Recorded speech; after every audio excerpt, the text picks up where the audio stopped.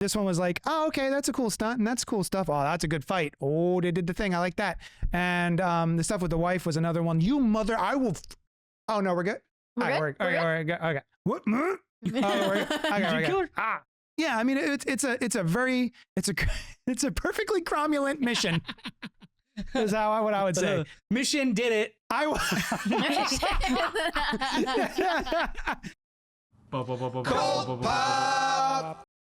Thank you for joining us on our next installment of Missions Probable, like Cult Pop podcast live stream extravaganza event of epic proportions that can't be rivaled by any other franchise in the history of film and audience capture of our United States and worldwide global.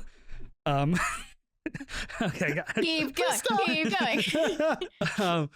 Tonight we're going to talk about ad nauseum, Mission Impossible, Impossible dash Ghost Protocol, which is the fourth installment in the film series. Came out in 2011, written by Josh Applebaum and Andre Nemec, directed by Brad Bird. We'll get to it. Brad Bird, starring Tom Cruise, Jeremy Renner, Paula Patton, Simon Pegg, and Ving Rhames for a scene. Loved it. So, real quick, I put on Wayne's World last night just to get the. That's where I don't own a gun, let alone multiple guns to facilitate a gun rack. Yeah, so good. Anyway, go. Can I do this part? Synopsis, go. Blamed for a terrorist attack on the Kremlin, Ethan Hunt and the entire IMF agency are disavowed by the U.S. government again, while the president initiates the Ghost Protocol. Forced to go off the grid, left without resources or backup, Hunt must somehow clear the agency's name and prevent another attack. Complicating matters even more, Ethan must undertake the impossible mission with a group of fellow IMF fugitives whose actual motives are suspect. That's right. They are suspect. So, thanks. This is a very well-received fourth installment of a franchise. It was released twice. What? December 16th, 2011, and then a week later, December 21st, 2011. It was released exclusively in IMAX cinemas for 1 week before a wide release. I see. And we will get to why later. Despite Mission Impossible 3 earning less than other Mission Impossible movies, Which is stupid. at the box office, its critical response was much better than its predecessors, like exponentially much better. So Paramount was down to continue the film series with that goodwill. Yeah. Development began in earnest in August 2009. I think part 3 came out in 2008, something like that. Yeah. Under the partnership of Bad Robot now, which was J.J. Abrams, and Skydance, Tom Cruise. So now J.J. Abrams is a part of all things Mission Impossible and will going forward. Development started with him set to direct. He brought on writers Josh Applebaum and Andre Nemec, who were hired to develop the story at that time. They were only responsible for Alias at that point. Mm-hmm. They are not. This was their first feature credits. Did you finish your watch through? Yeah. Of Alias? Yeah. Does it hold up? I think so. Yeah. Yeah. There's a couple of weak spots of like again, but other than that, yeah, it holds up. I really want to rewatch that. Due to commitments during development, though, J.J. Abrams had to drop out of directing, and those developments are. Over the course of 2009 and 2011, when this movie actually came out, J.J. Abrams was responsible for Lost, Fringe, the first Star Trek movie, and Super 8. Hold up. All those things happened in these 4 years. Who's the lead character of Fringe? Joshua Jackson. The woman. Olivia. Yeah. Olivia is her name. Anna Torv. Oh, okay, never mind. Why?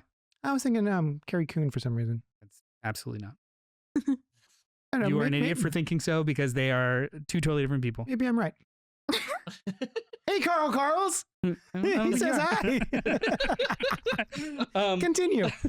Love that you being proven wrong. Maybe I'm right. So at this Maybe point, I did put my phone on silent. Maybe I'm right. Shots fired. eat your fucking apple. You're fine. think. Sklurts. Anyway, sorry. So hired to direct is celebrated director Brad Bird. Bird making his first live action feature. and he's only made one other since. Now, if you're not familiar with Brad Bird, he is responsible for writing and directing The Iron Giant. Right? I was right. I was holding for applause. The Incredibles. Uh-huh. Also that for the Iron Giant. And probably more popular than both of those combined, Ratatouille. Ah. Is it really? Wait. No, it's not. Oh. I don't have my thumb on the pulse of anything. So I wasn't sure if maybe Ratatouille was the most popular, but yeah. Okay. No, this was Iron Giant's I had to leave the theater. Ratatouille? No, yeah. I was crying so hard during Ratatouille. When he ate that food and saw his past, who gives a shit? Yeah. Who cares? Oh my God. Superman. Also, Ving Rhames' greatest role. Mm-hmm. As the titular giant. The titular young man, Hogarth. Oh, that's what a name. Yeah, Hogarth. Let's watch that. You know what? Yeah, just put it on. Hey, Dylan, can you just pull it up on the Guys, I just cried. big screen? Can you put it on the extra screen and I'll just keep going while we weep to I just Iron cried Giant? already. Anyone who hasn't seen Iron Giant, just do yourself a favor and watch it. I can't believe they haven't remade it. Also, thank God they haven't remade it. It's pretty evergreen, pretty timeless too. Yeah. Anyway, so are most of the remakes. I mean, the things that they've remade. In addition to returning cast, which at this point is Tom Cruise, only Tom Cruise and Simon Pegg. Yeah. Ving Rhames for Austin. They cast Jeremy Renner, Paula Patton, Josh Holloway, and Leah Sado joined the production. Principal photography took place October 2010 to March 19th, 2011, and then came out the subsequent December. Twice. They went big. Budapest, they shot on location. Budapest, Mumbai, Prague, Moscow, Vancouver, Bangalore, Chennai, and Dubai. Only 2 things were done on sets in London. Mm-hmm. It was basically the train, when they were inside the train, Mm-hmm. and they built that 6-story car park from scratch in studio. No way. Yeah, like it's an actual building, but they just recreated it completely in studio. Other than that, this movie is almost exclusively on location, which is really impressive. Where in the United States are those places? Mostly in Montana. Okay, that's what I thought. Yeah, mostly Montana. Mumbai, Montana. So the film was partially shot with IMAX cameras. This was still very new at the time, which made up for approximately 30 minutes of the runtime. Bird insisted that certain scenes be shot in IMAX as opposed to 3D, which was super popular at the time too. Like every movie was 3D I or remember that time. post-converted in 3D, whether it was supposed to be or not, looked like shit. Yes. So he fought for IMAX over 3D for greater viewer immersion. He had a good quote at the time. This is Brad Bird talking. Someone do my Brad Bird voice. I don't know if you guys have heard Brad Bird talk, but I'm about to. This is a dead set impression. I've been practicing it. When we first shot looking at It's like he's here. Where did Noel go? I'm gonna get broken out of character. Stop it. Stop it. Okay. I gotta recapture it. Reset. I'm gonna close my eyes. When we were first looking at the image of Tom climbing the Burj in long shots, we could not only see the traffic and the reflections when he presses down on the glass, but you can actually see the glass warp slightly because of the pressure of his hand. You would never see that on 35 millimeter or 3D. The fact that the screen fills your vision and is super sharp seems more lifelike. So I want to take a diversion, and this Can you drop the Brad Bird now? It's getting annoying. Oh, sorry. I want to divert for a second, and this is inspired by Pink. Last time when we were talking about cameras, I want to talk really quickly about IMAX cameras. Okay, let's do it. I don't know anything about them. So they're big. IMAX was developed, blah blah blah blah blah, really big, great. I want to talk about more specifically how they started incorporating it into entertainment, because it was just a gimmick for a little while, like only at museums or large enough screens. Right. And the films themselves were only like 15 to 30 minutes long tops, because the camera is so big and so loud. You can't record dialogue very well because it's louder than that. You can't move it around anywhere. No, you fools. It is a massive thing. So it would be too cost prohibitive to do it or for a normal production. So the earliest attempts at presenting mainstream entertainment in IMAX was formats like live concerts. So like Rolling Stones Live at the Max, or educational stuff like T-Rex Back to Cretaceous or Haunted Castle. And there were only like 30 or 40 IMAX cinemas in the like real IMAX theaters. So it was cost prohibitive to even bother for studios to have IMAX films, or at least true IMAX films. So I'm sorry, just real quick. Oh, you didn't grow up here. We had like this No, it's the Franklin. Franklin Institute. Yeah, that's a real IMAX. Right. And it's like, Yeah. actually like, is it a full dome? It's a quarter dome. Quarter dome. Because I remember going to that at one point and then being excited, like, oh, they're going to make movies this way. Mhm. And then I went to go see the movies and I was like, this ain't that. Where No. did you go see Oppenheimer with Costa? Did you go to Warrington. We went to Okay. Warrington. was that an IMAX? That's a gorgeous theater. It's an IMAX theater. It's not an IMAX camera Got it. Okay. or projector. Projector. Okay. There's the only IMAX projector in this state is King of Prussia, Okay. Yeah. and the nearest one after that is Times Square, New York, or like in New York. Yeah. Okay. KOP's pretty good, yeah. KOP Yeah, is been there. Gorgeous. it's honestly that entire theater can fall apart. They will still put money into that IMAX Mm. because the building was built around it. The projector is so big you can't take it Wow. out. Mm-hmm. That's neat. Continue. But anyway, the first in 2000, Disney was the first studio to produce a full-length animated feature in IMAX format, exclusively in IMAX format, and that was Fantasia 2000. Oh. It did get released in other theaters, but Oh, I didn't know that It that was- was an yeah. IMAX, John. there were so few IMAX Yeah. theaters that it was just kind of like a novelty than Yeah. it was an actual moneymaker. It wasn't until I want to say 2008-ish with The Dark Knight, where Yeah, I was about to say that. The Mm. whoop, and up then the until whoop. then, movies were reformatted into the IMAX display. That was called DMR, Digital Media Remastering. So what they would do is they would just take the matte format or the matte framing Mhm. and just blow it up. Yeah. Or the wide framing and just blow it up. So you'd see a large presentation, but it wasn't IMAX. It's Mhm. not IMAX. When you film in IMAX, it's completely different and it's just crazy. I've got the dimensions later. Ooh. Um, About Hmm. it. Crazy. I had no idea. So Nolan, Christopher Nolan, being the freak that he is about Yeah. formats, was very adamant about incorporating true IMAX into filming. His whole thing, there's a quote, I lost it. There's a quote he has of like, if you could take an IMAX camera into space to do a little movie, there's no reason why we can't take it on a production.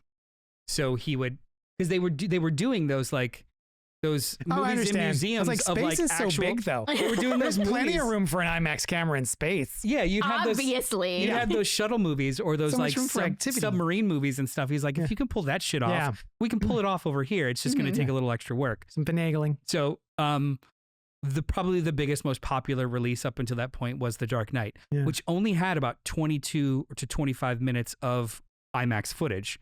Was it Japan Interesting. scene or something? It was the Japan scene, the opening scene, and the car chase in Ah, Chicago, yeah. lower and upper Wabash. What a good movie. So that was basically the gold standard of we could pull this shit off. Yeah. It was very, very hard to do. Also, it required switching formats, which people were afraid to do. Mhm. So if you're watching a movie in true IMAX, it is 1.38, which is basically this. Yeah. When you're watching a movie on TV or on television, it's this. Mhm. It's a letterbox versus a wide frame. So for the stuff that's true IMAX, the screen would just like slowly get bigger and wider and you'd Mhm. be immersed, which was the entirety of Oppenheimer. The Mhm. first full, wait, no, is it? But Go it's the first true IMAX movie. And so they would just switch in aspect ratios. So this is one of the movies where they pulled that off, where they were able to exclusively do it in IMAX theaters in 138 for the sequences, specifically the Burj. Apparently it was Tiger Child. Yeah, No. yeah. I have that on here too. I skipped it Yeah. because it's like a 30-minute short film. I'm talking about Hollywood I productions. understand that. Yeah. So we have some really cool stuff in here about the aspect ratios, use in productions. Although Fantasia, while unveiling the DMR process, Warner Brothers the DMR process, which is the digital bigger and smaller, Warner Brothers especially embraced the format beginning in 2003 with the 2 Matrix sequels. That was just blowing them up. Oh, okay. Prisoner of Azkaban in 2004, just blowing it up. Oh, yes. Robert Zemeckis motion capture in IMAX 3D, Polar Express, just blowing it up. It wasn't until 2009 Star Trek by J.J. Abrams, blowing it up. It wasn't until 2008 that they did that. But they also started playing with post conversion. So James Cameron's Titanic was restored and re-released in theaters, where they specifically made an open matte version for IMAX. So they took the widescreen movie, took the original master of the open matte, because when you're filming it, like, you know, the camera just kind of frames this, but the film is recording open matte. Yeah. They took that and kind of made a new version for full IMAX screens, which was really cool. That is really cool. But in 2011 was around the time that we can pull this off. And it was in 2015 when it got real big, when Marvel Studios announced that its next 2 Avengers films, Avengers Infinity War and Avengers Endgame, would be filmed entirely in IMAX. But what makes it different than Oppenheimer is because it was filmed with the Ares Alexa 65 digital cameras, which is a digital IMAX camera.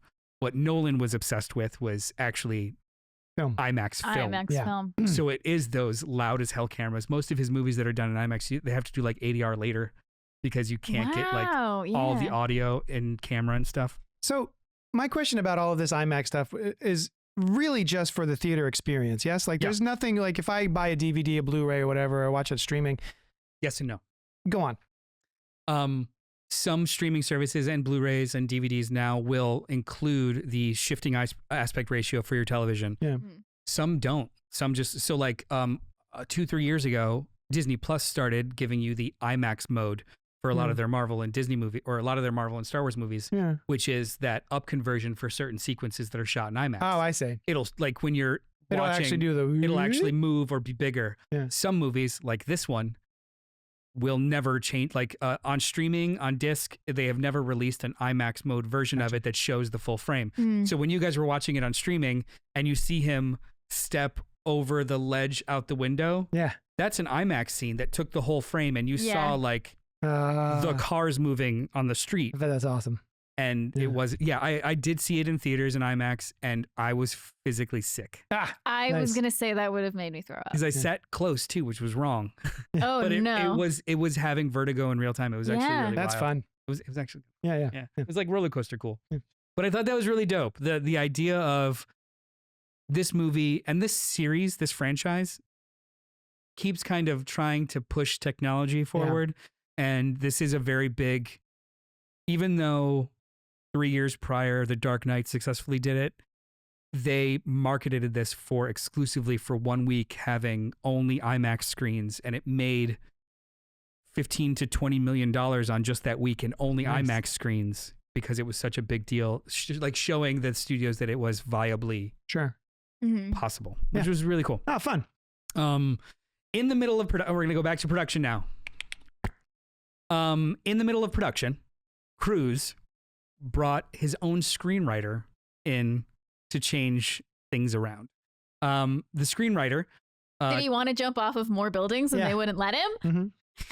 Screenwriter Christopher McQuarrie, also colloquially known as McQ, was brought in to rewrite the screenplay. Anyone that's not familiar with Christopher McQuarrie, he is responsible for writing The Usual Suspects, Valkyrie, Jack Reacher, Edge of Tomorrow, and from here on ends up writing and directing every other Mission Impossible movie. No kidding.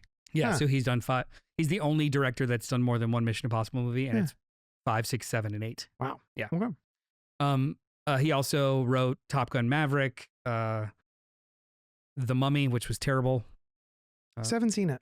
The Tom Cruise Mummy. Yeah. The terrible. Tom Cruise Mummy. Have I you was seen like, I thought you meant the Brent. I was like very upset. Has anyone here seen the Tom Cruise Mummy? I went to the theater, but I don't remember most of it. Okay. Damn. Yeah. It's like so mid. I find bad, Tom it's not Cruise good. It's just mid. to be such a charming star that I wonder if is it just at least that good because he's in it? Is at least that much good because he's doing that much. There's some cool sequences in it. Yeah. Also, his best friend in the movie is Jake Johnson, who has all the jokes and is pretty funny. You Jake love Johnson. Jake Johnson. New Nick girl. Miller. Oh yeah, that guy. Yeah. The GIF king. Yeah.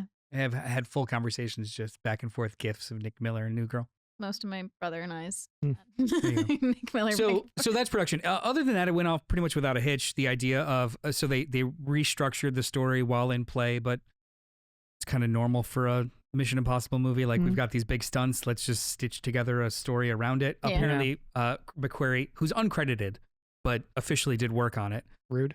Arbitration.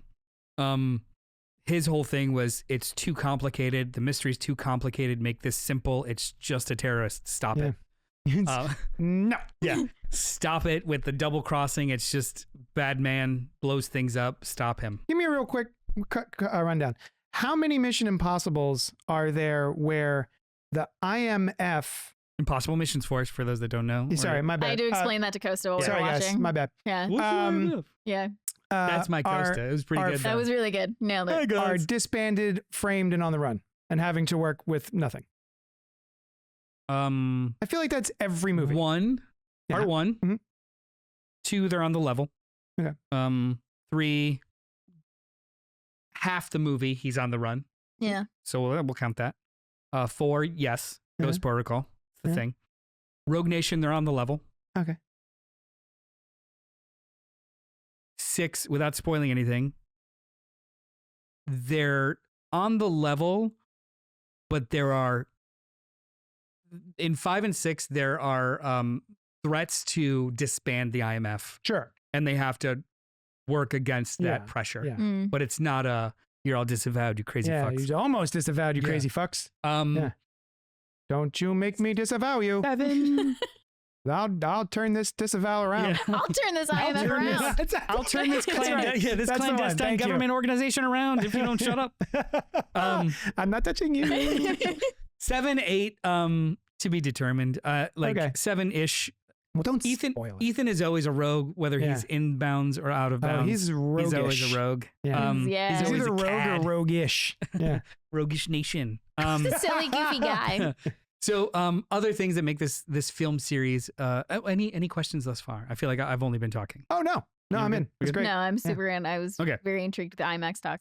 I had no idea. I think I botched it. It's so awesome. Like all the technology that goes into these movies is so dope. Yeah. I think these movies are also most known for, especially post 3, is the stunts. Yeah. That's what I want to talk about. The stunt work. So chief amongst the stunts in this movie is obviously the IMAX sequence, the scaling of the Burj Khalifa building in Dubai, which is still the world's tallest structure at 829.8 meters high. That is a half mile. That is a half mile in the sky. It is 5 feet bigger than the Wiz Khalifa building. Yeah. Just 5 though, and that's just the antenna at the top. They put a little. You know what they did? There's a Wiz Khalifa bobblehead at the very top of the last spire, just like in the wind. Yeah, it may not be the tallest, but it's the highest. Bam! Dylan brings it home. Fade to black. Yeah, we're out. So of course, Tom Cruise did it himself. He built it. Yeah, he did it himself. He built it to climb it. Yeah, and then jump off. There are some pretty good videos online of him like practicing and like a lot of the exterior. There's a very famous picture online. I don't know if I forgot to pull it up. Dylan, I don't know if you can find it, of him without his shoes and out of harness, sitting at the top of the spire of this building. Why? Just fucking chilling. Because before filming, he was up with Tom Cruise is a maniac. Oh, that's it. That's the answer. Like, yeah, okay. that's the short answer. Sorry. Yeah. But he is so hands-on as a producer. He was just like, they were just filming exterior shots. There it is. The second row. Go down. There it is on the far left. Oh my God. Well, there he is. No, down, far left. Down and left. One down. There That's it is. The one. That's roguish as fuck. That is him. So they were in a helicopter, scouting shots and doing some like plate shots for wide shots for the whole sequence. What a piece of shit. And as the conversation went, he was just like, let's go down there. Yeah. Let me just go down there and take a picture. That's it. Okay. It was that simple. He's a weirdo. Which is great. oh I God, would be vomiting out of my toes. There's would a just really be great. leaking. There's also a picture of a couple years ago. Will Smith did the same thing. He also like was put at the top of it and climbed to the top of it and took a picture. I saw somebody put them side to side, and it's just like Tom Cruise without shoes and a t-shirt, like sup. Yeah. And Will Smith in like full gear, harnesses, helmet, Yeah. a flak suit, just like smiling and holding on. And like, I don't know if this was the effect you Act wanted, natural. champ. Yeah. Yeah. There it is. Oh my His God. face. Just like holding on for dear life. Bravely climbs the tallest building. That's all. Well, he climbed it though.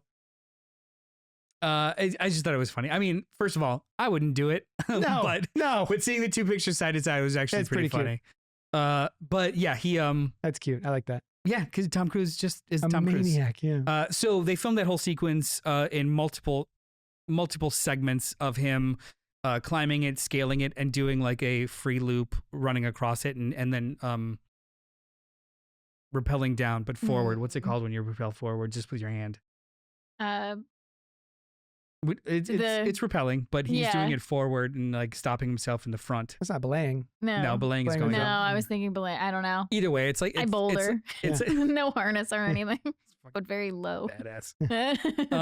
Yeah, he did that because he's crazy. Other action sequences had their fair share of stunt work though, that the actor was eager to jump into, such as the automated 6-story car park, which was constructed from scratch on a soundstage and was fully functional. Wow. So those were cars, and that was actually all moving and stuff. I loved that sequence. Yeah. That sequence was so cool. Not to yuck anyone's yum, international phallic competition, yum. But those tallest building records are mostly crap. They just take turns installing meaningless wire spires. That is correct. I'm not sure the Wiz Khalifa bobblehead is meaningless, but maybe to you. I actually did Pink. To your point, though, I did look it up, and I think the roof is like 820 something, so it still is the highest structure. It was just like inches as they kept going with other ones. No matter what, it was still ridiculous. I would throw up. Don't like it. I understand that like the stunt is very cool. It's not what I remember about them. Like that scene, it's all the drama that's happening inside the hotel. Yes. That's the stuff that really captures my imagination and really get my agita pumping, you know? Yeah. Him being out doing the Spider-Man on the outside and whoop, my hand doesn't work anymore. Like that's fine. It's good. I understand. I'm wondering like how much of that is real, how much of it isn't real. That was but stressing me out because I know he does it. I was like, yeah. I think that's also part of it too. Like, you know, he's doing it with Sort harnesses of, and yeah. stuff. Yeah. But it adds some like, Yeah. like knowing. So the shot that they were talking about before of him, like it's like on some of the covers of the poster of him having the one hand forward and it's nothing but the ground underneath him. Yeah. There's a small harness while he's actually climbing and just posing there. But yeah, like him pressing his hand against the glass, that's completely real and very creepy. Yeah. No green screen. Yeah. I don't like it. Especially that, like, I think the only thing they green screened was that last jump when he has to jump into the window. But other than that, no, he's actually running and everything is, he just stopped. Also, he broke his ankle in that one, right? Nope. No. Oh, what? His ankle's coming up. Oh. In another movie. Oh. In part 6. Okay. He broke his ankle in part 6. oh my God. Yeah, he's a maniac. Is this the Mission Impossible equivalent of in Lord of the Rings telling everybody that Viggo Mortensen broke his toe when he kicks the I am that helmet? annoying. Okay. Yeah, when we get to it, I will actually what show you happened? exactly where. Viggo Mortensen broke his toe. I think it's in Two Towers. It is when he kicks the helmet. He kicks the helmet and he lets out like an anguished scream and it's an emotional scene, but it's actually a shot because he broke his toe. My favorite one. It's like a meme when it's like yeah, it's a real helmet. He wasn't supposed to kick it, but he was like prop. yeah, Bonk. it was a real metal helmet. He broke Basically his toe. kicking a bowling ball. One of my favorites is Django Unchained with Blood. The glass. Leo. Leonardo DiCaprio That guy. smashing smashing his cup and then Just blood and bleeding everywhere. keep going. I love that. Go on. Blood. Yeah. Anyway, yeah. So, that was production. Other like stunt work, everything went up. It went off without major hitches to cause any like concern. Your little hitch though. I mean, Well, Will Smith the was there. normal, yeah. It was good. It was Will a deep Smith. cut. Will Smith. Oh! He just got the hitch I was reference. gonna make its comment about him like slapping crew here and there, but no, that's even the better. hitch. It was a hitch. You go 90%. Let them go 10. Kevin James, where you been? Away. Yeah, no, mostly without a hitch. Like the troubled production of the first one the weirdness of the second one. This one was actually smooth comparatively. Yeah. Also, too, as we kept going, especially with 6 and 7, nothing is smooth about those productions for the most part, and they get extended because of the pandemic, because of injuries. Because this is probably the last smooth Mission Impossible production. Oh, Bam. I'm intrigued to see. But they're all bangers. It's fine. So let's talk really quickly. Any quick questions or comments about what Production? Yeah, just production. No. Okay. No. So yeah, I enjoyed it very much. box office. Box office. So this movie made $209.4 million That's more than I make. domestically. Oh, never mind. $485.3 million in other countries, totaling $694.7 million. It is the second highest grossing film worldwide. What? Of the Mission Impossible series. Oh, okay. Thus far. Okay. Up until this point, it was the highest grossing Mission Impossible. And it was the 5th highest grossing film of 2011. Home video was released on DVD, Blu-ray, April 17th, 2012. A full 4 months later, it was in theaters for most of that time, and it didn't come out in video until April, which is so weird now because it's 20 days usually. Yep. However, I love that. I love those missed that days. too. It was like such Let a... us wait for a thing to come out. And it was man. such a big event when it's like, oh my God, it's coming out. Like, Yeah. oh my God. I love that stuff. Wicked just did it successfully. They only just came on stream. They only just were on streaming this past weekend. No kidding. Yeah. Oh, nice. Good for Like, you, they Wicked. extended it. Like, Wonderful. Whatever. Secondary markets are a big deal. However, the disc release did not preserve the IMAX imagery and aspect ratio. Prior Blu-ray disc releases featuring such like The Dark Knight and Tron Legacy, which was also shot partially in IMAX, switched on their disc releases from 2.4 to 178 for sequences. But Mission Impossible decided not to. They just reframed the scene. I went back and because I've seen the movie so many times, I was like, did it? And I didn't know. Maybe they went back and did it. Still in streaming, it is 1 aspect ratio, and they have yet to release any physical or anything version that has the widescreen, which sucks. How many times have you seen this Mission Impossible? 4. Ghost Protocol. Twice in theaters. Over the years, maybe 4 other times. Which have you seen the most? Probably 3, maybe 2. Okay. I've Three's seen the best one. I've seen Part 6 a lot. I don't remember. I think- Which one's that? I don't know if you've ever seen it. Okay. Yeah. Part 6. I've seen Part 6 maybe as many times as I've seen 3. 6 and 3? I think 6 and 3 are the best Wow. ones, but I won't All say right. which one is my Okay, favorite of the two. Yeah, 6 is the one with mustachioed Superman. Oh. Oh, that's right. We talked about that. Yeah, I did see that. That was a damn That was a movie. good one. That was a damn That was a movie. good one. I can't wait to talk about that one. I also have watched that GIF so many times. There's a movie attached to it. I don't know if you knew that. Wait, what? There's the GIF? There's a movie attached to that GIF. The GIF is It's a GIF that keeps giving. it's in a larger movie. Wow. Yeah, a whole Neat. movie called Mission Impossible Fallout. Anyway, so some quick critical responses. This movie was very praised, very happy. Everyone loved it. Sorry, my critical response notes. was going to be, you're doing great. I thought we were supposed to give our critical responses. Metacritic Thumbs up. assigned 73 out of 100 based on 47 critics. Generally favorable reviews. Cinema score in audiences was an A-, which is pretty notable. Roger Ebert of the Chicago Sun-Times, 3.5 out of 4 stars, saying the film is a terrific thriller with action sequences that function as a kind of action poetry. Action poetry. Wow. Trade them off. Keep going. Stephen Whitty of the Star Ledger said the eye candy from high-tech gadgets to gorgeous people All right, calm has only down, been Stephen. ratcheted up. Oh, he loved it. He loves Yeah. Paula Patton. And so has the excitement. He also gave the film 3.5 out of 4 stars. I'm surprised it wasn't 4. He seemed really excited Yeah. about all the pretty things. Of all the pretty. Wesley Morris of the Boston Globe also gave it 3 out of 4 stars, saying, in its way, the movie has old Hollywood elegance.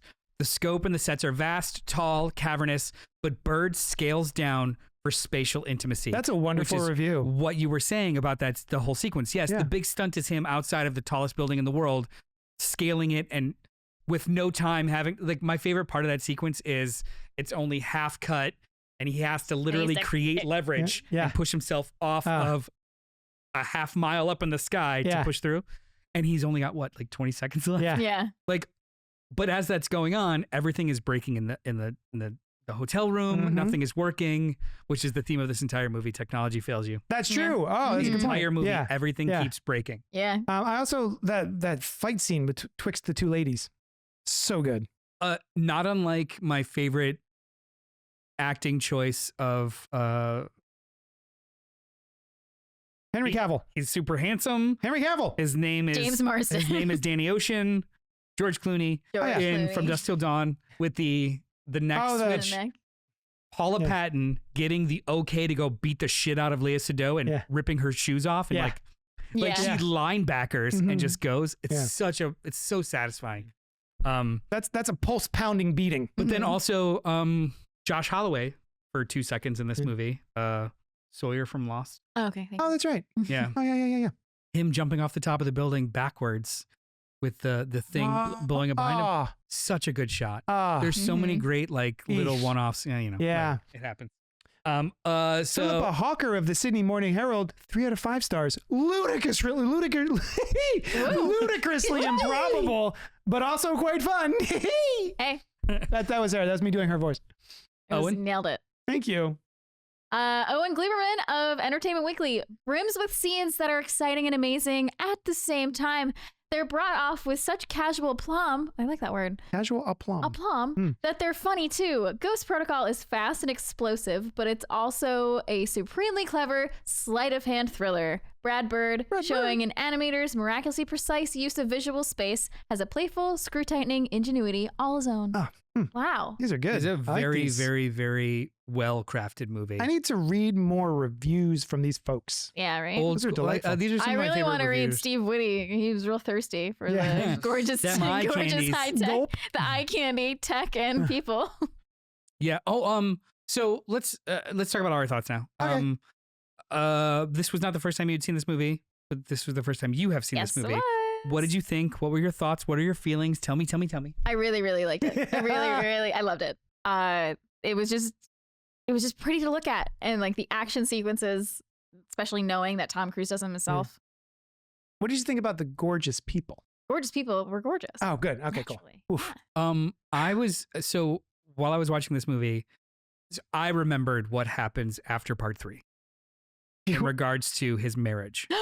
That had me on the edge of my seat. How are you doing with that? Like, Oh I didn't want to spoil anything, how it progresses or not. Crazy. Spoilers for a 15-year-old movie. Reading spoilers now. So the reveal that, is it Brandt, Jeremy Renner's character? Yeah. Was on a mission in Croatia, and like it went wrong, and then you find out that it was like he was supposed to be keeping Ethan Hunt's wife safe, and then they found parts of her later, and I was like, oh, and Ethan is lying and saying that they separated from everybody. I was like, I gasped. And then at the end it's revealed that she isn't actually dead. Yeah, I know. They've done this to me twice. Yeah. They have hurt me and torn me apart and put me back together twice with the same goddamn character. Fake killed her twice. They fake fridged I gotta Michelle tell you, Monaghan. So, favorite part of the third movie, and it was so emotionally resonant and very well done. Watching this in real time in the theaters, and they keep making allusions to, they're not together anymore. She left him, blah, blah, blah. Yeah. And then you find out the news story. I'm like, they killed her? Yeah. After everything we went through, they killed her? Off screen? Those sons to of... fridge her for character development of a character they just introduced? Mm-hmm. What the? Yeah. And then It's the very whole similar. thing at the end, I was like, yeah. Also, too, I didn't know that I didn't know he was going to reveal himself to her. Yeah. Yeah. That was so sweet and so, and like, that was a good, you never have to show up again. I appreciate it. This was a well wrap up without tying Ethan down to having to start a family. Yeah. Yeah, I enjoyed that. He's great. Yeah. And Jeremy Renner was a really fun addition to the cast. This is that period of time when he's just in everything. Yeah. Yeah. I liked he was like an analyst. And then he in the fight sequence, he looks at him and he's like, you're not just an analyst. You know what you're doing out here. It was good stuff. Yeah. What about you? Oh, yeah. are you done? No, I Yeah. loved it. Thoroughly enjoyed it. I thought this was really fun. It shies in comparison to part 3. Shies? Shies. The delta is that big between your enjoyment of this one and the last one? one? Like Shies to me sounds like this much difference between the two, or is it lower than that? Like how all right, good? keep going. Wait. Go. No, down. There. That's it. What's not Shy's? How's that? Pales? So this is it pales in Pales comparison. is worse. Oh, pales in and comparison. Shy's. Shy's is like here. This is more like it has to exist in the shadow of how good the other one was, but still does a That's good exactly what I said. Thank you for repeating me. Well, shit, like, it cowers in the corner, shy from how good the other one was. It sounds like it's a weak movie. Yeah. Number 3 was so good, and I had such an emotional response through so many different parts of part 3 that this one was like, oh, okay, that's a cool stunt, and that's cool stuff. Oh, that's a good fight. Oh, they did the thing. I like that. And the stuff with the wife was another one. You mother, I will. Oh no, we're good. We're good? Okay. What? Oh, we're good. Okay. Kill her? Yeah. Yeah. I mean, it's a perfectly cromulent mission. Is what I would say. Mission did it. Freeze frame that for the end of the show. I'll get you one. Count me in. 3, 2. Mission did it. Oh, Alice, you're supposed to. Sorry. There you go. Sorry. Oh man, now I'm off my whatnots. So yeah, that's where I'm at. We're forced. Here's the thing, though. Moving forward with any of these missions, impossible. I am hesitant to think that any of them will blow me away more than Mission Impossible 3. I love Mission Impossible 1 on our rewatch. I was flabbergasted by how good it was. 2 is just a crazy bombast, but fun in its own right. And then 3 was just such an emotional experience. And that's really how I determine my rankings of movies, or my relationship to them is my emotional investment and what sort of anxiety ride they take me through. So this one, I think after the highs of 3, 4 was like, oh, okay, I kind of know where we're going. I know what we're settling in for. There's nothing they can do to me that 3 didn't already do to me. So including kill his wife. Including kill his wife twice. I think you will hold on to that opinion this entire time. Yeah. Because much like 1, 2, and 3, where, different directors, their own kind of visual style, they felt like different missions. 3 does kind of give you the emotional crescendo. I like crescendo. It's a lady da. Yeah. It's a crescendo. Feminine in language, like it's You're making it for the male only podcast. Yeah. I mean, in other languages, male, female. Yeah, it is. What was I saying? Where the hell you been, Loca? Oh God damn it. Hold on. Real quick aside for everyone who's wondering, yes, we spent a lot of time in the group thread after last episode wherein we discussed New Moon. I discuss New Moon daily. Same. About that was the line. Me as Brad Bird talking for Noel. What's the quote? Where the hell you been, Loca? And we were trying to figure out, like, she's Native American, but like Loca. I was trying to like ascertain Mexican? if it was just a teenager being awkward, or that's what it was this a weird part of their tribal misappropriation weirdness, or just like I think it was just being awkward. Yeah, I think it was just like an awkward. No matter teen. what, it still fits with a dumb teen. Yeah. Whether it's edgelordy or awkwardness, either way, it's super cute. But it was just really funny and weird. Like, yes, it's like. Not only has that actor portrayed Hispanic and Indigenous, which he is neither of each. He's neither. What is he? He's like, I mean, he has shark. Like distant. He's shark. He's part shark. His daughter is part lava. It's a thing. But it was just funny. Like having to break that Nice down. callback. Like he makes a thing with a thing, but he's neither of these things. The one is a reference. Like it was Okay. That line isn't in the book, by the way. It's just him being something cringe. he says in the movie. Yeah. All right. Go ahead. So good. As far as I know. Now I have to go read the book again. I'm going to have this one- response to every movie moving forward. Basically, Yeah. because this one kind of settles into what the series becomes. This is kind of the tone of the rest of the series. They kind of become this style of movie where it is more about heist mission and a little less about, like, there are team dynamics, and like the central emotional theme of all of these movies going forward is the needs of the Family? basically. No, seriously, like it's his team is like he is willing to go against a government and lose a nuke for saving his team member. Yeah. So it does have those emotional threads, but it is not as high velocity, increased emotion as the third one. Yeah, I don't feel the tension of the possibility of loss anymore. Fair. You know, in the first movie, one of the on-screen deaths that have stuck with me the longest The elevator, is right? Emilio Estevez. Yep. That has stuck with me ever since I first saw it in the theater back in 96. Yes. Ish. Yes. Yeah. So the first 6. yeah, the first movie and the third movie just have these deaths that like grab me. Gosh, I forget her name with the Oh yeah.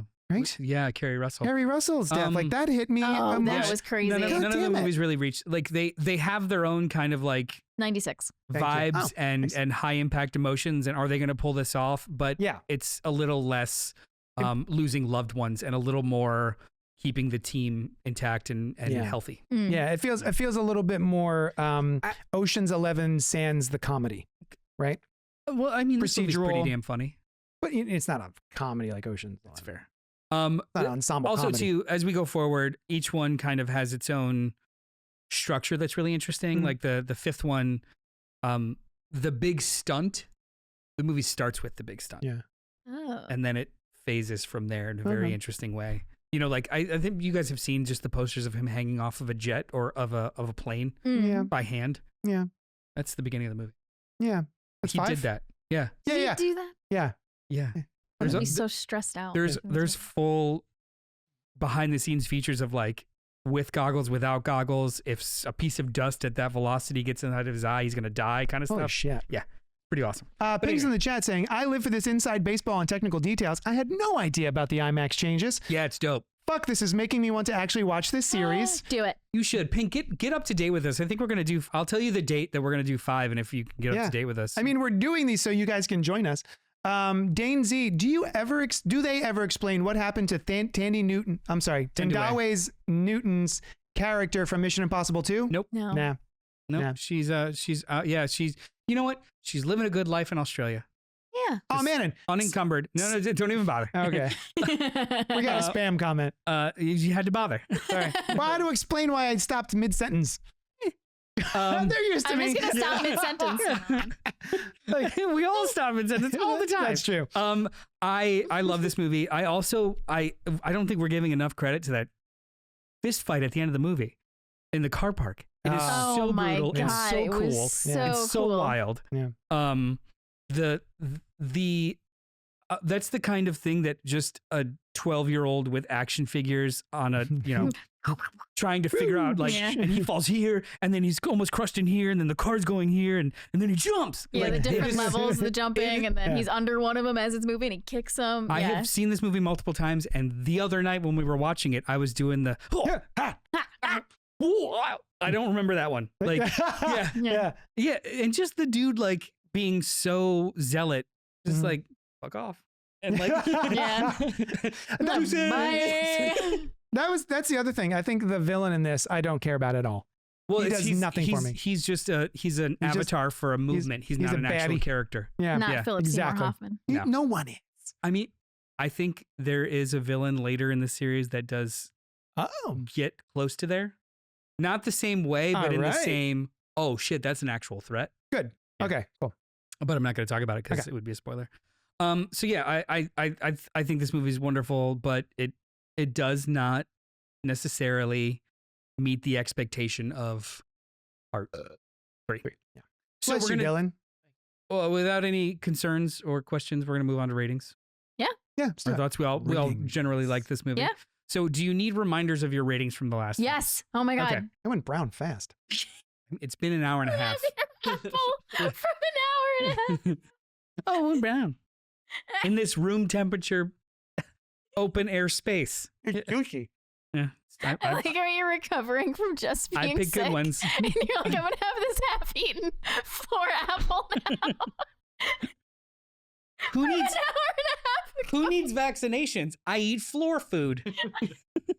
Don't choke, because that's a whole nother fucking problem.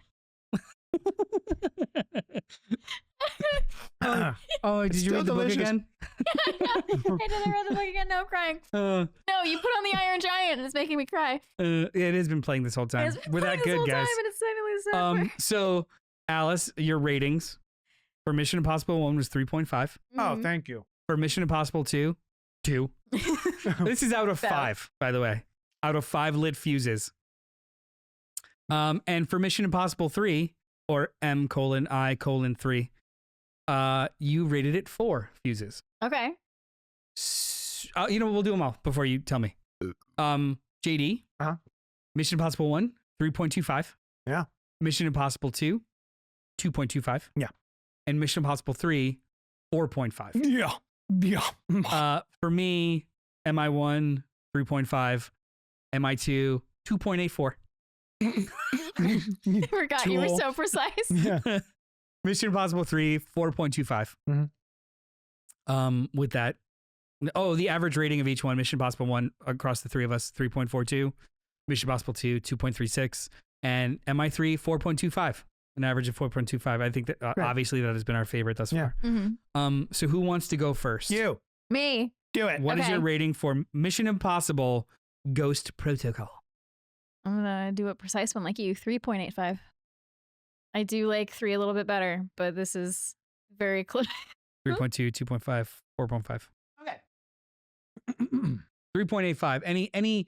Any notes you want to put on top of that? Why you chose 3.85? It's so good. It's definitely one of my favorites of the Mission Impossible series. They're this close, but I love Philip Seymour Hoffman in that cold open in MI3. Yeah.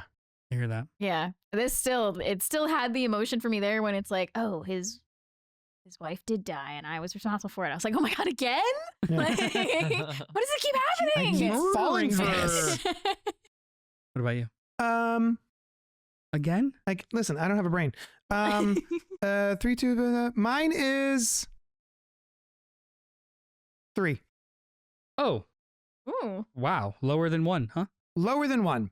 Ooh. I think one set the standard for just a really cool action movie directed in a very interesting way.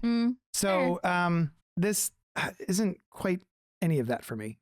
So it's less than 1, more than 2, Good. way less than 3. Wow. How about that? How about them apple? How about them floor apples? That floor apple. I think by the metrics you're being overly reactive, personally. I can be. Yeah, I know. What is your rating? I'm gonna go 4. 4. Because 4.25 Mission Impossible 3, and I think that this is only marginally less. Okay. Because I think you're being a little reactive about this.